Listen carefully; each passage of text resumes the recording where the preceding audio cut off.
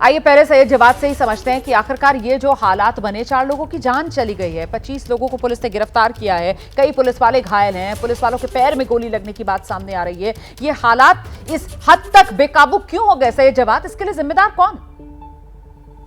जी रुमाना, बहुत बहुत शुक्रिया आपका वक्त देने के लिए। देखिए, बिल्कुल साफ है कि ये पूरा दंगा जो है प्रायोजित है और उसके पीछे शासन और प्रशासन की बड़ी नाकामयाबी है और इसकी पूरी जिम्मेदारी उत्तर प्रदेश सरकार की बनती है। आप देखिए बहराइच हिंसा के अंदर क्या हुआ और उसमें कौन लोग निकले, किसने रिपोर्ट दर्ज करवाई और खुद भारतीय जनता पार्टी के लोग शामिल लगे। वो तो एक स्टिंग ऑपरेशन के अंदर पता चल गया। लेकिन यहाँ पर जो संभल के अंदर घटना हुई है, वो ना कोर्ट के अंदर जो काम हुआ वो भी गैर संवैधानिक है, असंवैधानिक काम हुआ है। 1991 का प्लेसेस ऑफ वर्शिप एक्ट और उसको बेसिक स्ट्रक्चर का हिस्सा माना जा रहा है। सुप्रीम कोर्ट एक डिसीजन दे रही है और जो निचली जज की अदालत के ठीक है, आप जो सवाल उठा रहे हैं इस पर मैं आगे साध्वी विश्वरूपा से जवाब। अब मैं एक बार फिर से संभल हिंसा का मुद्दा, जिसको लेकर हम लगातार कवरेज दिखा रहे हैं आपको ग्राउंड से भी, और साथ ही साथ जो सियासी प्रतिक्रियाएं इस पर आ रही हैं उस पर भी हम चर्चा कर रहे हैं। यहाँ पर खास पैमान बने हुए हैं हमारे साथ साध्वी विश्वरूपा का। अब हम रुक कर लेते हैं, हिंदू धर्मगुरु हमारे साथ मौजूद है। साध्वी जी, जो सैयद जवाद कह रहे हैं ये तो सीधे सीधे कह रहे हैं कि हिंसा प्रायोजित, लेकिन इसके लिए ये कटघरे में शासन प्रशासन को खड़ा कर रहे हैं। आपकी प्रतिक्रिया?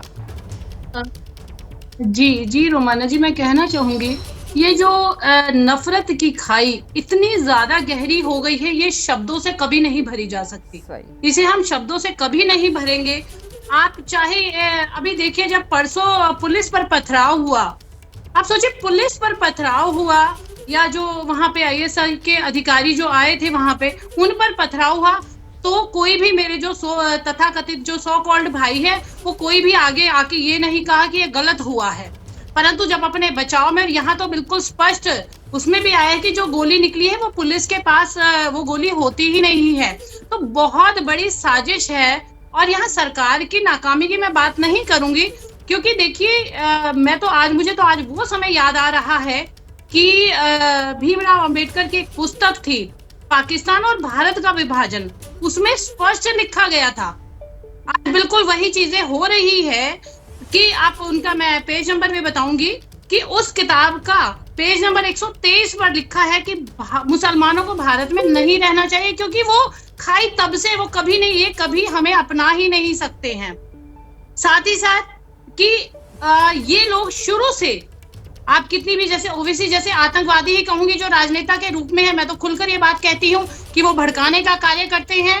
ये जो कोई कार्य करते हैं तो सीधा सरकलम की बात करते हैं या 15 मिनट। और या आप ये भी सोचने का विषय है कि अगर ये इतने सारे पत्थर अचानक तो कहीं से आ नहीं सकते, तो ये कितनी गहरी साजिश है। और ये शायद प्रतिदिन ये पूरा जीवन साजिश में ही निकाल रहे हैं। और मैं तो भाई को कहना चाहूंगी कि इन बातों से बचाव नहीं हो सकता है, सत्य के साथ रहिएगा।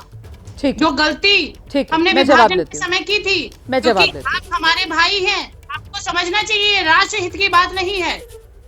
नहीं, बिल्कुल सही बात है। हम सब एक दूसरे के भाई बहन हैं और सवाल इसीलिए बड़ा हो जाता है कि देश तो कानून से चलेगा ना, संविधान से चलेगा ना। सैयद जवाद, वहां जो सर्वे की टीम पहुंची हुई थी वो अदालत के आदेश पर सर्वे की टीम पहुंची हुई थी। इस देश के अंदर विरोध दर्ज कराने का अधिकार सबके पास है, लेकिन हिंसा करने का अधिकार तो किसी के पास नहीं है ना।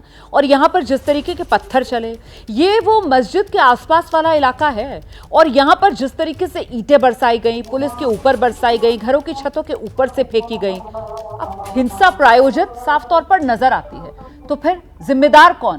क्या उसको लेकर आंखें मूंदी जा सकती हैं? यहाँ पर क्या एक समुदाय जो है वही कटघरे में खड़ा हुआ नजर नहीं आता यहाँ पर? सैयद जवाद?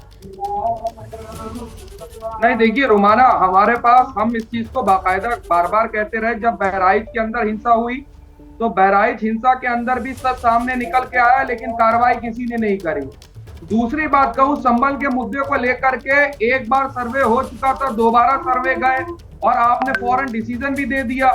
आपने जो है दूसरे पक्ष को सुना नहीं और सर्वाई करने पहुंच गए, और वहां जाके प्रोवोकेटिव नारे लगाना ये कौन कर रहा था? मुझे एक बात आप नारे लगा बताइए रहे हो, सही जवाब, मुझे एक बात बताइए जिसका मुझे जवाब मिल नहीं पा रहा है। जो भी मेहमान आज आ रहे हैं एबीपी न्यूज पर, मैं उनसे सवाल पूछ रही हूँ कि इसको लेकर मुस्लिम समाज की तरफ से बार बार इस बात को दोहराया जा रहा है कि साहब 19 नवंबर अदालत ने सर्वे का आदेश दे दिया, हमें सुना नहीं।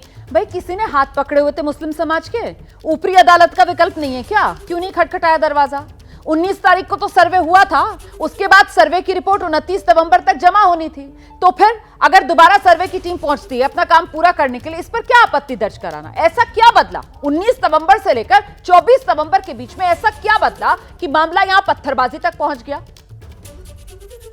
हम पत्थरबाजी का समर्थन नहीं करते, लेकिन आप देखिए हैरानी की बात यह है कि जब पुलिस प्रशासन की देखरेख में नारे लग रहे हैं, और सबसे बड़ी आपका इंटेलिजेंस फेलियर नहीं है। अब आप इंटेलिजेंस फेलियर पर आ रहे हैं, अब आप पुलिस की मौजूदगी में नारे लग रहे हैं, इस पर आ रहे हैं। मेरे सवाल का तो जवाब दीजिए ना। अभी कुछ देर पहले आप कोर्ट पर सवाल उठा रहे थे, आप कह रहे थे कोर्ट ने एक पक्ष को सुना ही नहीं। तो मैं जानना चाहती हूँ कि अगर मुस्लिम पक्ष को इतनी आपत्ति थी कि अदालत ने हमें सुना नहीं, 19 नवंबर को सर्वे हुआ, आगे वर्किंग डेज थे ना, 20 नवंबर, 21 नवंबर, 22 नवंबर, चले जाते ना ऊपर की अदालत में, दरवाजा खटखटा देते, क्यों नहीं गए?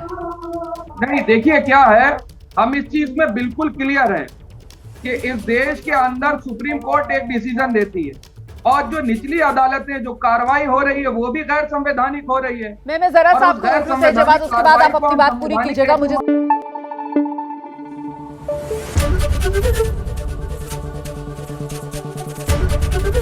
एबीपी न्यूज आपको रखे आगे।